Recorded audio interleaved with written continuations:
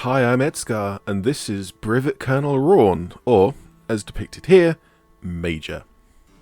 A ruthless, calculating piece of work who got 3 IC when he went to kill his commanding officer. In the video today I'll be painting this model from the 2021 Gaunt set. In my review I went on about sub-assemblies, but Rawne is the easiest to paint in one piece, separated from the base, so that I can reach the inside of the cloak more easily. I also noticed that he doesn't have a piece of tree sticking up out of the base like most of the models in the set, so I rooted through my bits box and found a piece from the old Wood Elf Dryad sprue. Tying that together with a shard of slate, some sand and baking powder to give a variety of textures that aren't immediately recognisable. There's also the small issue of this join on Rawne's shoulder, which is actually pretty easy to deal with. When I stuck these parts together, I ensured that I added polystyrene cement at the edge of this join so that it would squeeze out. Once evaporated, the leftover aggregate fills the gap. The squeeze out can then be cut or sanded to smooth it to an appropriate shape that the cloak should have.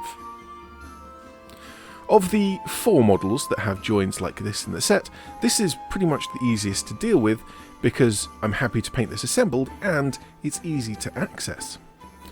A quick bit of grey primer and I can see if my work has been successful. As the set aggregate can be translucent, it is sometimes difficult to tell if you've smoothed it out or not. Primer over the top makes the surface opaque, and you don't need to re-prime after cutting this last little straggly bits away, as it's such a small area. Learning from the difficulties of painting McCall's head, I decided to pull Rawne's head off, something many fans of the series have wanted to do, so that I can paint this separately. And on to painting. And as there are 6 models to talk about, and I don't want to repeat myself and make 6 near-identical videos, I'll concentrate on one feature or factor of each model in each video. For today's video I want to talk about maintaining consistency, or importantly, how to take advantage of inconsistency. Whilst I could talk about that for the base and the inside of the cloak, it will be far more interesting to look at a nicer part of the model, so I'll skip ahead to having rebased Rawne and moving on to the back of the cloak. For all the models in the set, in fact my entire army, I've been using the same 2 green paints, one dark, one light. I constantly see people in the community insist that they need 3 or 5 or 15 different greens to achieve the same effect, because mixing paints is too inconsistent. However, not only is that a misunderstanding, it's also quite limiting to a painter's development. Every different paint, even ones that are very similar, will have different base pigments. These affect its hue, saturation, brightness, and other things as well. By using many different but very similar paints, you will introduce a wild variety of pigments that are much harder to blend together to get any form of gradient. It is far easier for you to pick 2 paints at the ends of what you plan to paint. For example, a very dark and very light green, or a saturated and a desaturated red, because then you will only have a small number of pigments in play, and any mix you will make will be directly between the 2 original paints. That way, as you layer between just your darkest and just your brightest, you'll have much easier time smoothing the gradient of colours because you're not fighting the extra pigments in different layers.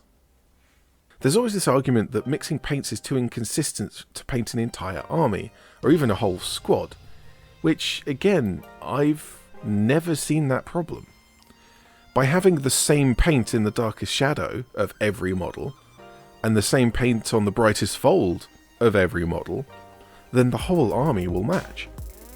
But more importantly, you've introduced some variation that actually looks interesting.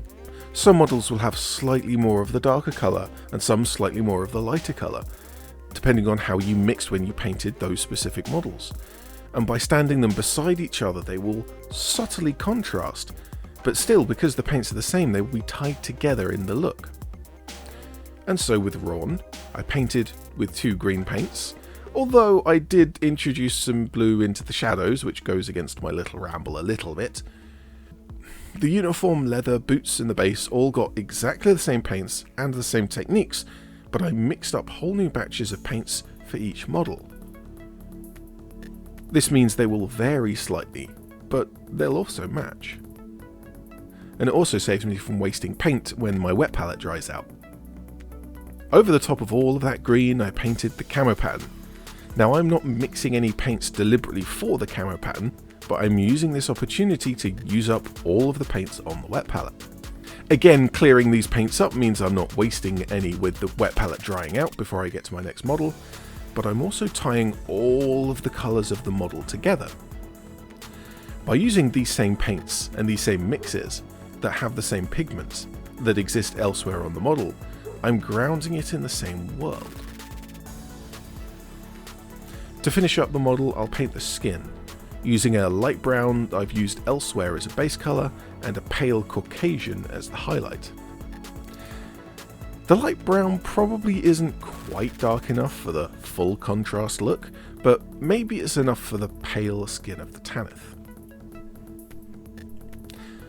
Now that I'm halfway through the set, I can potentially field them, as I have the old metal set as well, containing Corbeck, Larkin and Gaunt.